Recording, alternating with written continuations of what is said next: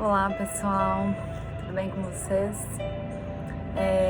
Hoje meu vídeo vai ser sobre o meu testemunho. Do ano passado, já era para eu ter contado há muito tempo, mas há tempo para todas as coisas. Eu vou ler aqui em Salmos 40, do versículo 1 até o versículo 5. Esperei com paciência pelo Senhor e Ele se voltou para mim e ouviu meu clamor. Tirou-me de um poço de desespero, de um atoleiro de lama. Pôs meus pés sobre uma rocha e firmou os meus passos. Deu-me um novo cântico para entoar, um hino de louvor a nosso Deus. Muitos verão o que Ele fez, temerão e confiarão no Senhor. Como é feliz quem confia no Senhor, que não depende dos arrogantes, nem nos que se desviam para a mentira. Senhor meu Deus, Tu nos fizestes muitas maravilhas, e Teus planos para nós são tantos que não se pode contá-los. Não há ninguém igual a Ti. Se eu tentasse relatar todos os Teus feitos, jamais chegaria ao fim.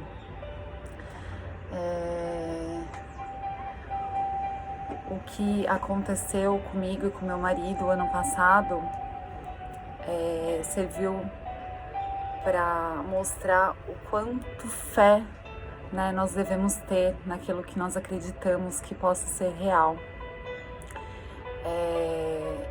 O que eu passei não significa que me fez voltar para os caminhos do Senhor, me fez estar firme na igreja, mas foi um aprendizado. Hoje em dia eu estou passando um outro processo que também me fez ter fé, me faz ter fé todos os dias, porém, desta vez, eu sinto que me firmei de verdade, assim, e quero viver isso para sempre. Mas foi o seguinte, nós nos casamos no dia 27 de outubro de 2019 e um dia depois nós iríamos embarcar para Recife, para Porto de Galinhas. Estava tudo certo, nossa viagem de lua de mel. E um pouquinho antes de nós pegarmos o voo, um dia antes, o meu marido ele não estava muito bem. Ele passou mal. Ele passou o dia inteiro mal, assim, de cama, não passou bem. Eu levei ele ao médico, tomou soro. E a médica falou que poderia ser o fato de bebida alcoólica, enfim, tem alguns detalhes que eu também não posso entrar. E nós embarcamos naquele voo à noite, de madrugada, e fomos para Recife. Só que durante o caminho, durante o voo, faltando mais ou menos 1h30 para nós pousarmos, o meu marido ele começou a passar muito mal, teve uma febre muito alta e teve a primeira convulsão. Ele nunca tinha tido convulsão antes, sempre foi muito saudável e começou a convulsionar. Eu nunca tinha visto aquilo de perto, fiquei muito desesperada, todo mundo do avião ficou muito desesperado. Para a glória do Senhor Jesus, havia uma médica e 2 enfermeiras naquele voo. E também não puderam fazer muita coisa, porque nos voos não temos muito equipamento para esse tipo de situação. A única coisa que tínhamos era uma bombinha de ar e um sorinho e uma seringa. Não servia para muita coisa. E a médica, ela misturou um pouquinho de água com açúcar, pediu para a aeromoça e começamos a injetar na boca dele. Eu abri a boca dele e começamos a colocar. Só que ele estava totalmente desmaiado, desorientado e teve a segunda convulsão. E eu comecei a ficar muito desesperada, eu vi que as pessoas ao meu redor estavam desesperadas e eu comecei, com a pouca fé que eu tinha naquele momento, clamar: o sangue de Jesus tem poder, o sangue de Jesus tem poder, Senhor, não deixe que aconteça nada com o meu marido. E comecei a clamar muito o sangue de Jesus, era a única coisa que eu conseguia gritar: Senhor, cobre com teu sangue tem poder. E não me importando com quem estava ao meu lado, eu comecei a interceder pela vida dele. E cuidando, obviamente, abrindo a boca dele para a médica colocar a água com açúcar, para ver se segurava um pouco. E ele teve a terceira convulsão. E para quem não sabe, quando você tem 5 convulsões, o corpo já não aguenta, uma em seguida da outra, é muito difícil aguentar. E graças a Deus, o meu marido ele é muito forte, ele sempre treinou. Então, acabou que conseguimos ali.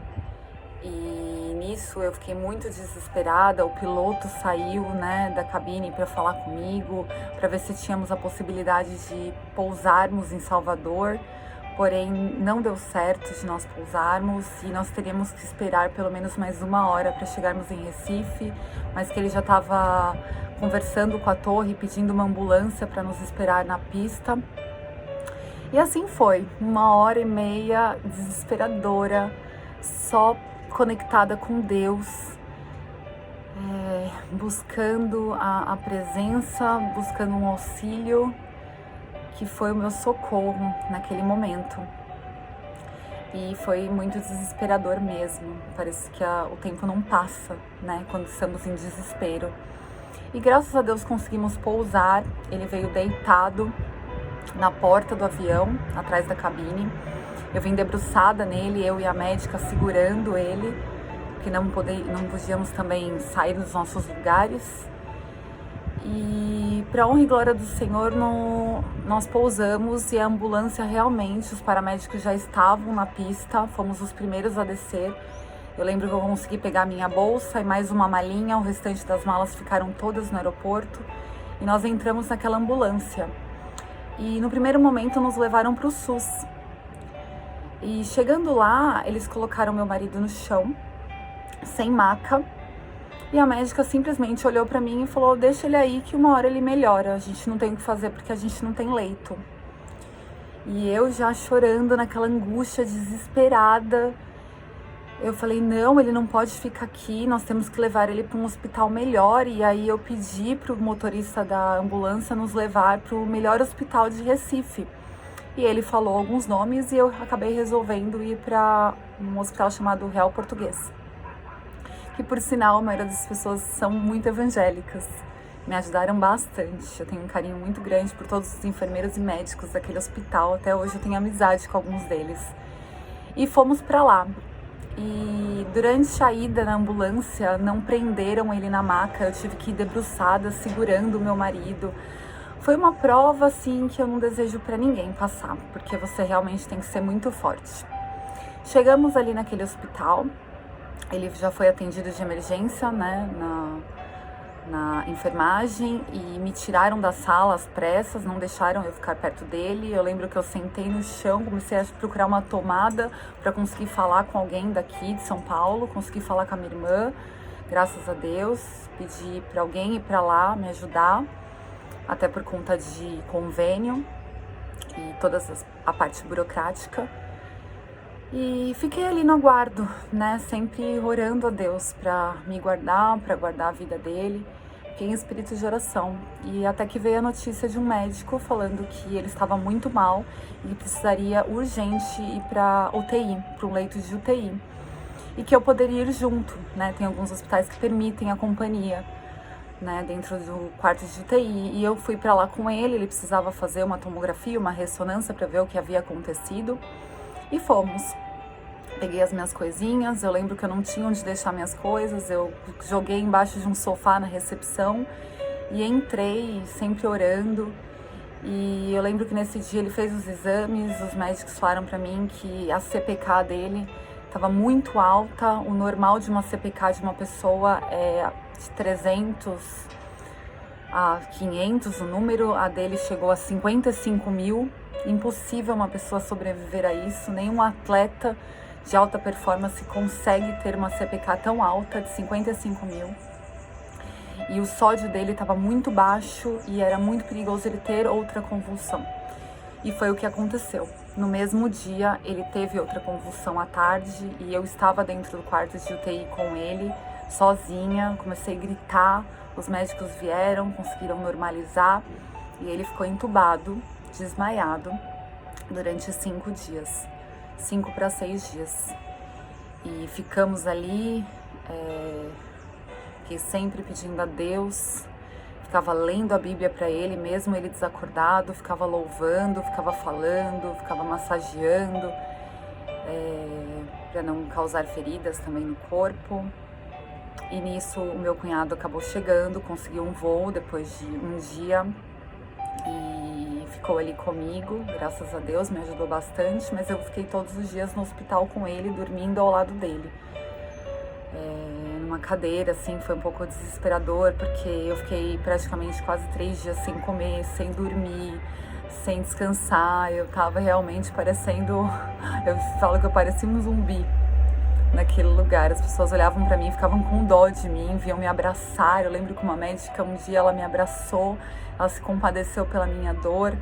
Todos eles viam que eu lia a Bíblia, que eu orava, e todos falavam pra mim: o seu Deus é com você. E foi muito bom. E um certo dia eu estava cochilando de madrugada e os sedativos dele estavam um pouco mais baixos, e conforme ele acordou, ele é muito forte, ele arrancou toda a tubulação, e nisso a pressão dele subiu muito, os batimentos subiram demais, me arrancaram do quarto à força. E eu lembro que esse dia de madrugada eu fui para a recepção, porque me tiraram a força do quarto, e eu gritava, eu chorava, eu ajoelhei e falei: Senhor, não é agora que o Senhor vai me deixar, não é agora que eu vou perder meu marido. Senhor, restitui, faz a tua obra, traz a tua bênção. E eu testemunharei, e é nessas horas que a gente faz um monte de promessas para o Senhor, e uma delas foi: eu vou testemunhar, eu vou falar, onde eu estiver eu vou contar esse milagre se o Senhor salvar o meu marido. Porque realmente ali só era um milagre de Deus. Os médicos falaram para mim: ele é um milagre de Deus. Se ele sair dessa, ele com certeza terá sequelas. E eu sempre confiando no Deus que eu sirvo e que nasci sabendo da existência dele. E nesse dia eles acabaram não colocando a tubulação novamente, colocaram somente uma sonda, e ele estava desacordado ainda. E eu me lembro que no dia seguinte ele foi transferido de hospital, o convênio transferiu ele para um outro hospital. Eu achava muito arriscado, mas a médica conversou comigo, falou que isso era possível, e transferimos ele para outro hospital. E nesse outro hospital, infelizmente, eu não pude ficar no quarto junto com ele direto, né, na UTI. Eu tinha alguns horários de visita e visitava, e até que um belo dia, resumindo, porque a história é muito longa, eu me lembro de estar sentada e eu vi uma Bíblia em cima de uma mesa, tinha um altar, e eu fechei o olho, comecei a orar, e eu vi uma menina saindo da UTI. Ela tinha sido liberada, ela tinha recebido alta. E eu olhei para aquela cena e até falei alto, falei: Senhor, se for da tua vontade, eu profetizo que o meu marido será o próximo a sair desse leito de UTI e ir para o quarto. Eu profetizo, em nome de Jesus eu creio. E nós podemos fazer isso na nossa vida. A gente pode profetizar as coisas. Nossa boca tem muito poder perante os céus. E nisso nós entramos, eu e meu cunhado. Eu lembro que eu entrava desesperada no horário de visita, era meia hora só. E quando dava meia hora, eu sempre me escondia atrás de uma cortina para o moço da recepção não me ver, não me tirar de lá. E eu chorando, eu pedia para as médicas me deixar mais um pouquinho. E eu sempre conseguia ficar um pouquinho mais. Eu lembro que uma das médicas era pastora, ela era da igreja, e ela sempre deixava eu ficar um pouquinho mais. E nesse dia, a hora que nós entramos, o enfermeiro e o médico olhou pra mim e disse: ele tá liberado, ele vai pro quarto hoje, você não precisa nem sair daqui. E nesse dia eu glorifiquei ao Senhor, eu falei: Senhor, e aí ainda olharam pra mim assim e falaram: você sabia? Eu falei: não, óbvio que não, mas o meu Deus sabia. E eu tenho um Deus que pode todas as coisas, e Ele é fiel. E nós ficamos ali naquele quarto, esperando ele se arrumar na UTI, e descemos para o quarto, para a honra e glória do Senhor. E aí tivemos que ficar mais alguns dias no quarto, para tudo se normalizar. A urina dele ainda estava muito escura, cor de terra, a CPK ainda estava muito alto, o sódio já havia baixado um pouquinho, graças a Deus. E descemos para o quarto. E ali nós ficamos mais alguns dias, só que ele já estava consciente, ele já me pedia para comprar algumas coisinhas escondido para ele comer.